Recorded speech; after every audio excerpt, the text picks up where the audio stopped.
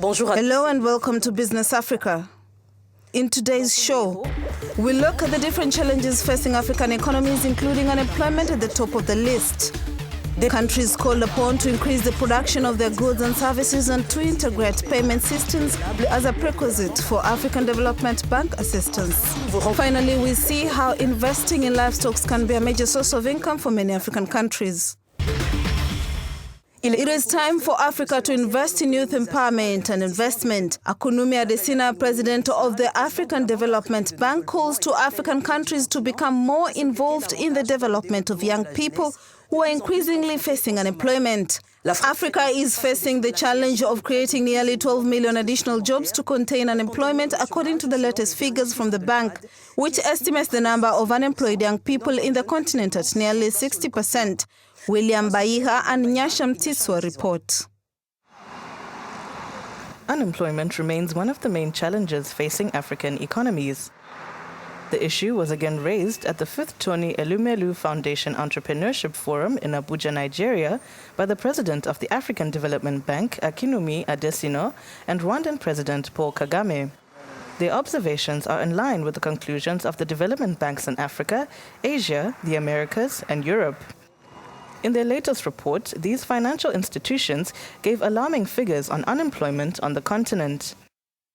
In Africa, 3 million jobs are created each year, but at the same time, 10 to 12 million young people are entering the labor market.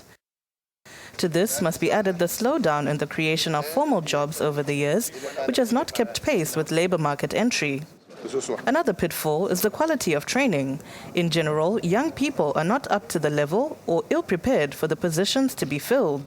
The International Labour Organization adds that African countries dependent on fossil fuels are also at risk of losing jobs with the announced energy transition if states do not prepare the ground within the next 10 years. To understand the extent of these figures and Africa's difficulties in dealing with the lack of jobs, we are talking to Mike Olirenmaye, a human resource expert from Lagos, Nigeria. Hello, Mike, and welcome to the show. Very fine. Lagos is pretty hot this morning, and everything is calm. So do you think that unemployment remains one of the main challenges in Africa? And the major reason why we found ourselves as a continent in that situation is because the labor supply is more than labor demand. And also, so there are few employers, but there are a lot of available resources to be employed or willing to be employed.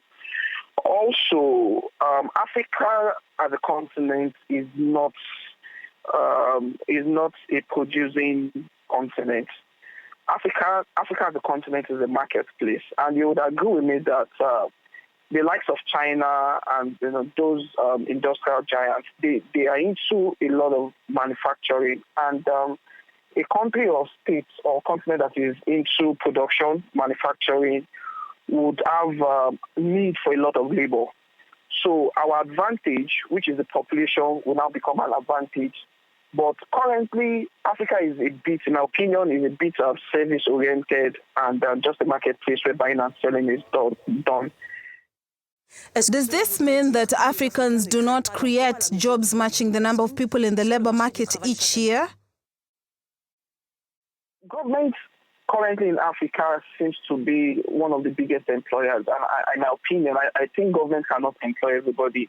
The best government can do for the people or for the people is to create an enabling environment where businesses can thrive. For instance, cost of funds in Africa is quite expensive. If I have to get a loan from the bank, to finance a business, what I have to pay back is quite huge.